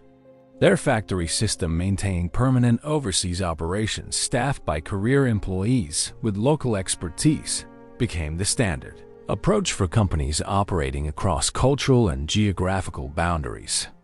Modern subsidiaries, regional headquarters, and country managers all trace their organizational DNA to the company's factory system. Consider how today's tech companies establish operations in foreign markets. They create local subsidiaries, hire local talent, adapt to local regulations, and integrate global supply chains with local distribution networks. This is precisely the model the East India Company perfected in 17th century India.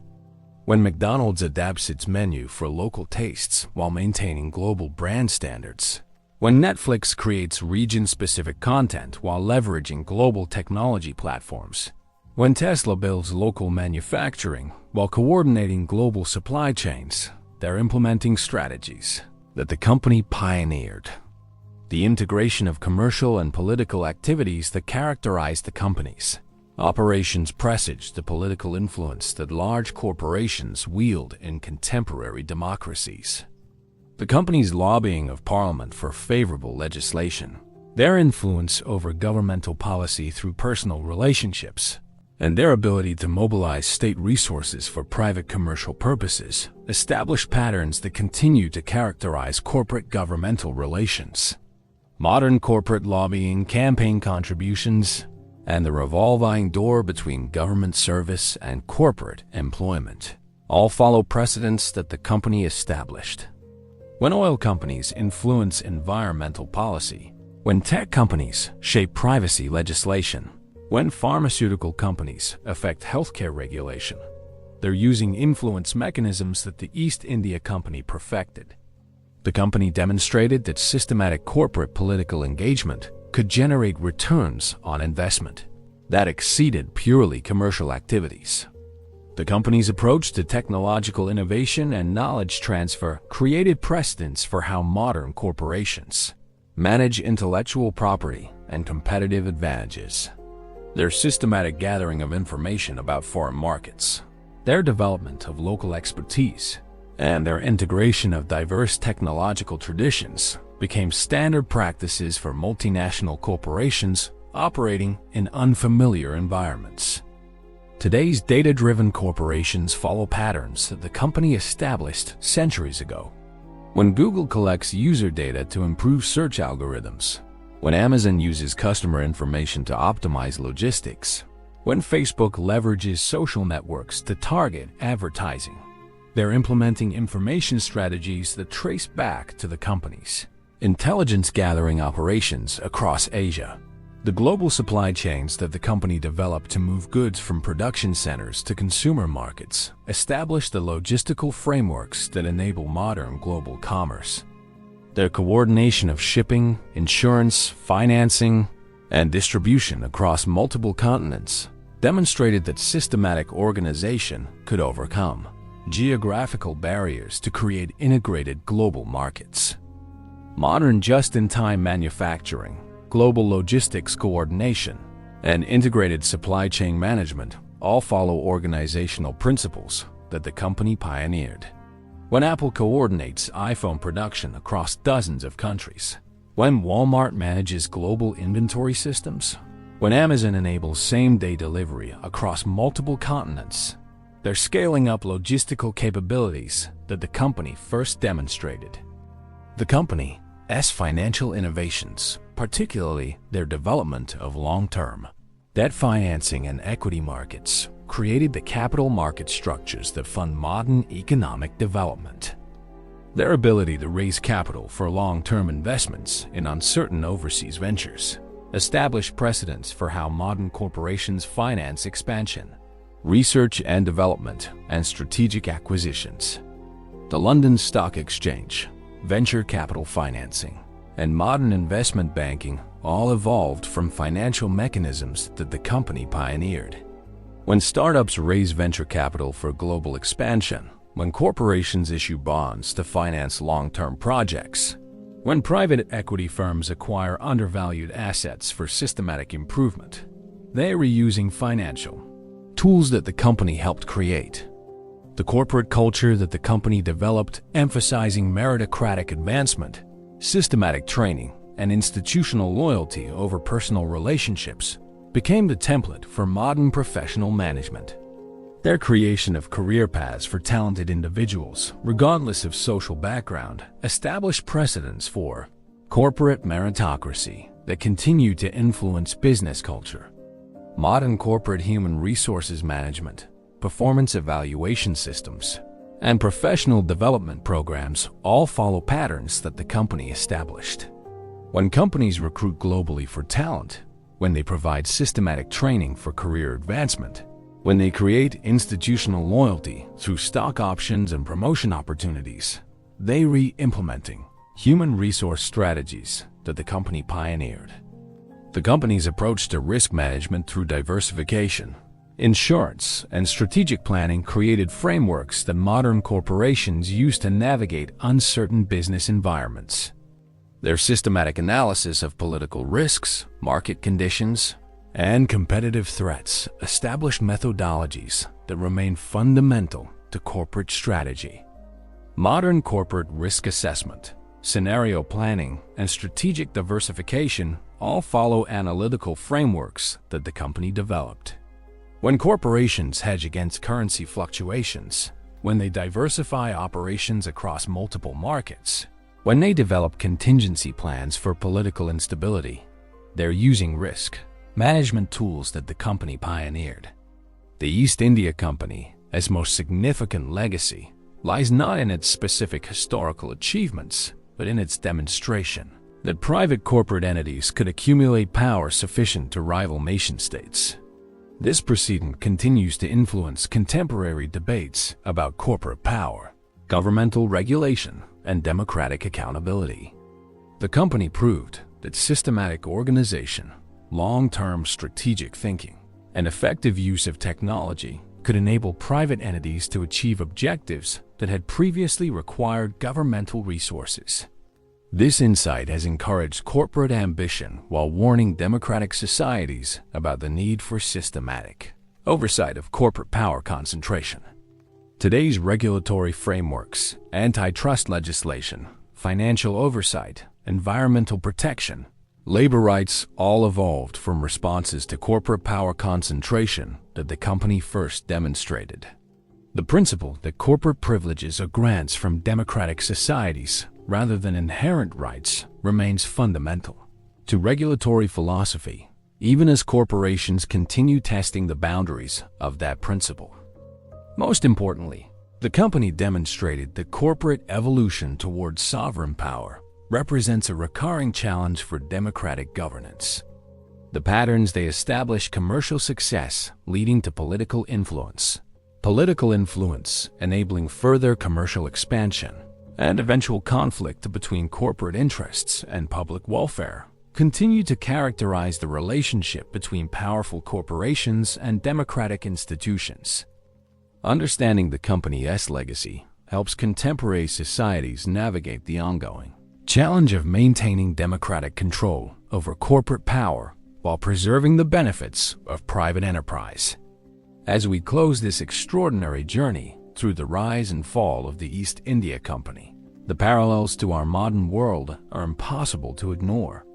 Every time you see a multinational corporation influence government policy, every time a private company provides what were once public services, every time shareholders demand quarterly growth regardless of social cost, you're witnessing the East India Company's DNA in action. The fundamental questions that the company's story raises haven't been resolved. They've simply evolved. Can private corporations be trusted with power that affects millions of lives? Should shareholder profits take precedence over public welfare? How much influence should private entities have over governmental policy? The company's experience provides no easy answers, but it offers crucial insights into the stakes involved. Today's tech giants possess computational power that dwarfs the military might that made the company feared. Modern pharmaceutical corporations control access to life-saving medicines with the same monopolistic efficiency that the company applied to spice markets. Contemporary financial institutions wield influence over national economies that rivals the company's control over Bengal's treasury. The scale has changed, but the fundamental dynamics remain remarkably similar. The company's ultimate lesson may be that corporate power, like political power, requires constant vigilance from democratic institutions. Their success in transforming a trading venture into a ruling empire demonstrates that private entities, given sufficient autonomy and resources, will naturally evolve towards sovereign authority. Their eventual downfall proves that democratic societies possess the tools to control corporate power when they choose to use them. Perhaps most importantly, the company's story reveals that corporate behavior isn't determined by abstract market forces, but by the regulatory frameworks that societies create to guide corporate activities. The same organizational efficiency that enabled the company to provide valuable goods and services also enabled them to wage wars, addict populations, and extract wealth from conquered territories. The difference lay not in corporate structure, but in the boundaries that society established for corporate behavior. The East India Company invented corporate power, but they also demonstrated its limits. They proved that private entities could accumulate unprecedented wealth, influence, and authority, but they also proved that such accumulation eventually generates responses that restore democratic control. Their legacy lives on not just in the corporate structures they pioneered, but in the ongoing struggle to balance private enterprise with public accountability. The corporate revolution that began in 1600 continues today. Understanding its origins helps us shape its future.